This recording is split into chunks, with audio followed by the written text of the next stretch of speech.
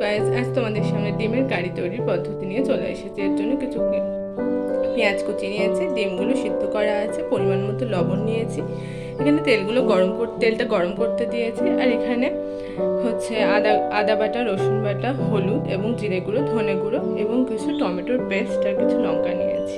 এবার আমি step by step দেখাবো কিভাবে এটা করতে হয়। এখানে ডিমগুলো ভাজতে দিয়ে দিয়েছি। ডিমের ওই সিদ্ধ ডিমগুলোর সাথে কিছুটা হলুদ গুঁড়ো এবং লবণ মিশিয়ে আস্তে আস্তে নাড়াচাড়া করতে হবে। এভাবে ডিমগুলো যখন একটু হলুদ এবং একটু খয়েরি হয়ে যাবে তখন আঁচ বন্ধ করে নামিয়ে নিতে হবে। আমি ডিমগুলোকে এখানে ভেজে তুলে রাখলাম। এবার এখানে আমি আদা বাটা, রসুন বাটাটাকে তেলে ফোড়ন দিয়ে ভেজে নিচ্ছি। উনুনের আঁচটাকে একটু বাড়িয়ে দিয়েছি যাতে তাড়াতাড়ি ভাজা হয়ে যায়। কিছুক্ষণ ধরে এভাবে মশলাকে কষাতে হবে এবং যখন তেল ছাড়তে শুরু করবে তখন আস্তে আস্তে জল অ্যাড করবো।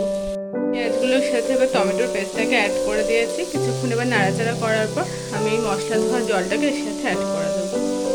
মশলা ধোয়া জলটাকে এবার অ্যাড করেছি। এবার আস্তে আস্তে ভাজা ডিমগুলোকে, এই যে ভাজা ডিমগুলো রাখা আছে, ডিমগুলোকে এর মধ্যে অ্যাড করে কিছুক্ষণ নাড়াচাড়া করবো।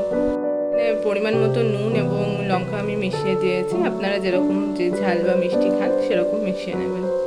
আপনারা যেরকম গ্রেভি খেতে পছন্দ করেন সেরকম সেই পরিমাণ মধ্যে জল এখানে অ্যাড করে দেবেন।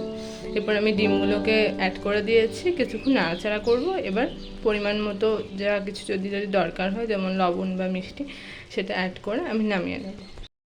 তৈরি হয়ে গেছে ডিমের কারি। এবার আপনারা গরম গরম ভাতে বা রুটি দিয়ে এটা সার্ভ করতে পারেন। Thanks for watching.